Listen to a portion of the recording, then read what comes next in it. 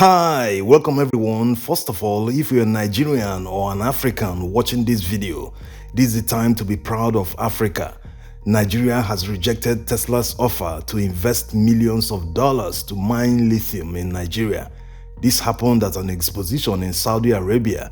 Many companies were in attendance, including Tesla executives.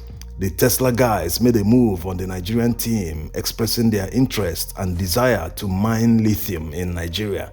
This is the dream of many government representatives. Imagine the feeling telling the president or whoever is his superior that he got a foreign investor that will invest in the country.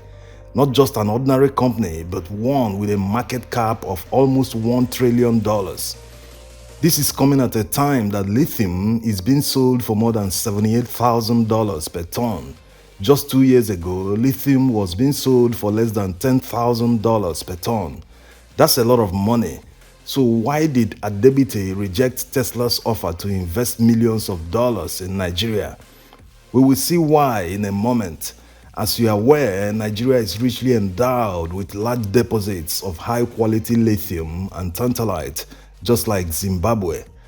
Artisans actually mine lithium in Nigerian states of Kogi, Ekiti, Cross River, and Kwara. There are also large amounts of rare earth minerals that are found in Nigeria. So with all these abundant untapped mineral resources, it takes guts to reject Tesla's offer of potential millions of dollars in revenue and royalties. Most countries, especially African countries, will jump at the opportunity to have a multi-billion-dollar company invest in their country. But like the old saying goes, to whom much is given, much is expected. All the revenue that African countries have earned over the years from extraction of raw materials by foreign companies, they have nothing to show for it. In cases where they have, it is not commensurate to the billions of dollars they've earned over the years. On the other hand, the companies that extract these raw materials from Africa add value to them in their home countries. They use the raw materials extracted from Africa to manufacture many products that are eventually shipped back to Africa. So Africa sells raw materials for peanuts and at a price that is determined by the buyer. They are completely not in control of the price. The buyers will go on to use the raw materials to manufacture products that will eventually be sold to Africans. And this time, they will still fix the price of the new product. They fix the price of the raw material and the price of the final product. In simple terms, it's like someone who has iron ore in large quantities, but still goes to another country to buy rebars and iron rods. Why not make iron rods from the iron ore yourself and even sell to others? This is why Africa haven't attained their potential. They just sell raw materials and not the final product. This is exactly why Nigeria's Minister of Mines and Steel rejected Tesla's offer to mine lithium in Nigeria. He gave them a condition though, and this condition is now an official policy in Nigeria going forward. All African countries should emulate this policy so that they can have the benefit of the value chain of raw materials instead of just exporting them raw. This will hugely benefit their economies while providing massive employment. Yes, back to the conditions the minister gave Tesla. He told them that anything that is mined in Nigeria must have value added to the country, that the raw materials must be put to use in Nigeria instead of exporting them raw. In other words, Tesla must make the batteries in Nigeria before they can be granted a lithium mining license. Tesla will need to build a gigawatt factory in Nigeria where they will make the batteries for their electric vehicles or Tesla Powerwalls, and they can sell the products in Nigeria and other markets. Gone are the days when raw materials are exported without value addition in Nigeria. This is commendable. The question now is, will Tesla's CEO Elon Musk approve a gigawatt factory in Nigeria because of the lithium they plan to mine here? It looks unlikely because Africa is not one of their major markets. Their major markets are the United States, Europe, China, and probably Australia.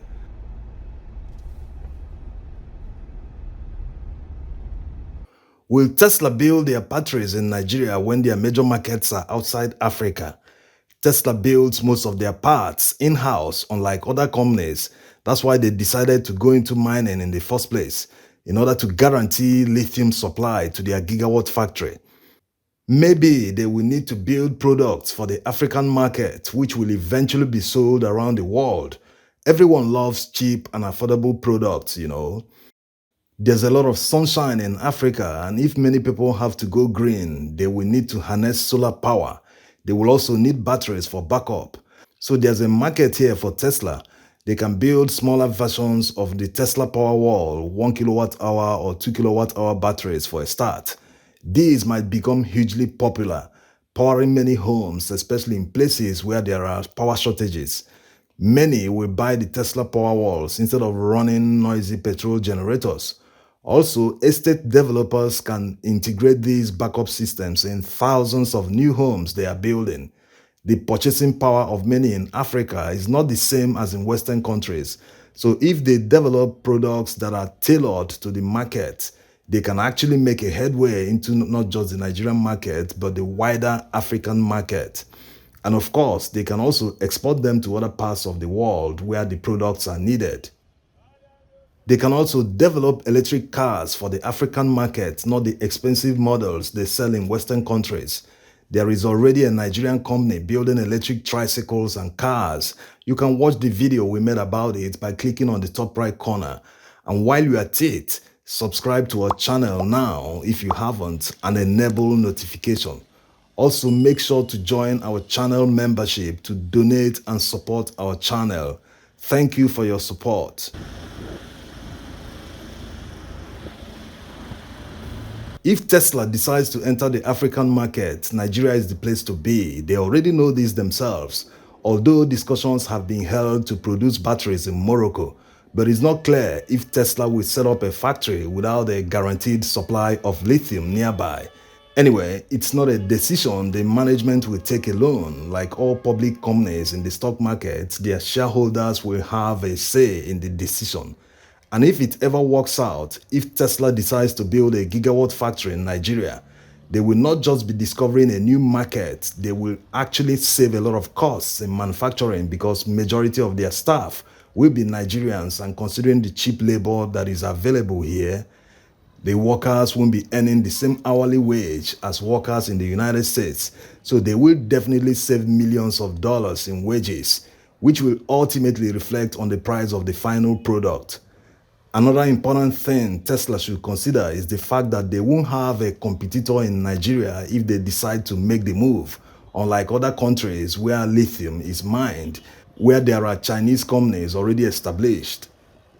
Chinese companies are investing millions of dollars in Zimbabwe, Democratic Republic of Congo, and other African countries that have large deposits of lithium and cobalt. DRC is an example of what Nigeria wants to avoid.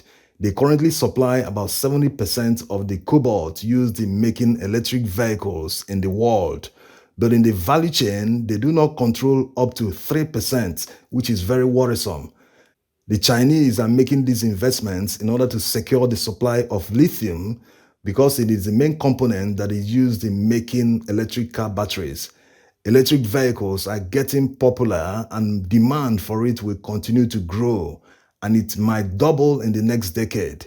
So other African countries that have lithium projects being developed, countries like Mali, Ghana, Namibia, and others, should adopt a different strategy like Nigeria is doing, so they can add more value to raw materials in their country instead of just exporting them raw. This will be beneficial to their economy, and it will be a thing of pride to see lithium batteries in an electric vehicle bearing made in Nigeria or made in an African country. That would be amazing to see. In the next decade, lithium and cobalt will become the next oil as the world moves to green and clean energy. Africa should secure their place in that future. Alright, we hope you enjoyed the video.